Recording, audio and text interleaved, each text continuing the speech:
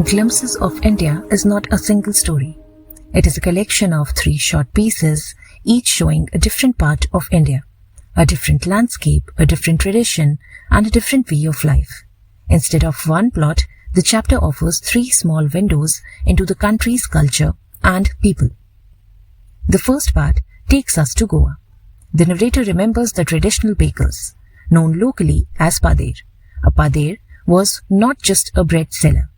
He was an important part of the village's daily life. The tradition of bread making in Goa goes back to the time of the Portuguese rule. The Portuguese introduced the art of baking bread. Even after their rule ended, the tradition continued. The bakers and their ovens still exist in Goa, showing how strong the custom remains. Bread was an essential part of Goan life. It was used in daily meals, marriage gifts, feasts, and festivals. No celebration felt complete without bread.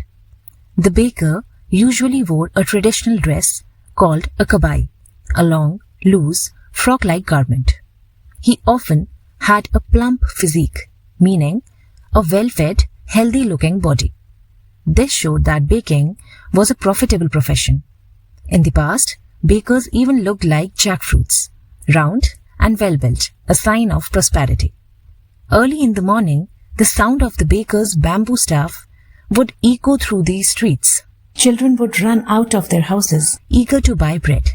Their favorite was both, a sweet, soft bread loved by children. This part is not only about bread. It shows how simple occupation becomes part of a culture. The baker represents tradition, continuity, and community life. The second part takes us to Coorg, a small district in Karnataka. It is often described as one of the most beautiful regions of India. The land is covered with evergreen forests that remain green throughout the year. Coorg is famous for its coffee plantations. A plantation is a large farm where a single crop like coffee is grown in large quantities. The region is full of mist-covered hills, flowing rivers, and dense greenery. The people of Coorg are known for their bravery and strong sense of honor. They are often described as a martial race, a community known for courage in battle. Many people from Coorg have served in the Indian Army.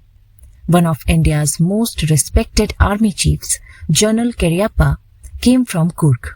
The people of Coorg are believed to be of Greek or Arab descent.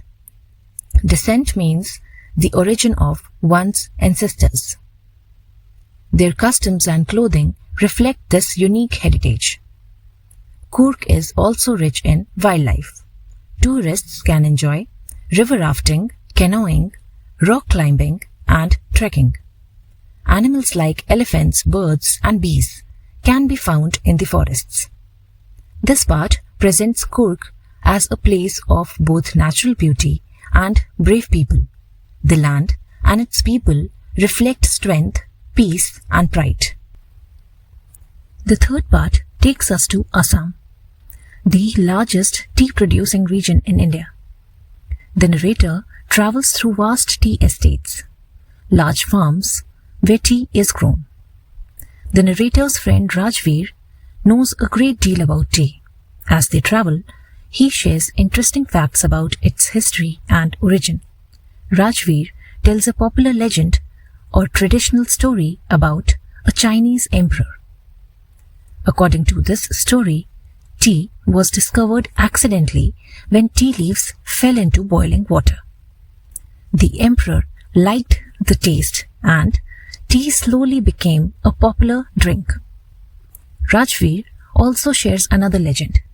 According to this story, a Buddhist monk named Bodhidharma once fell asleep during meditation.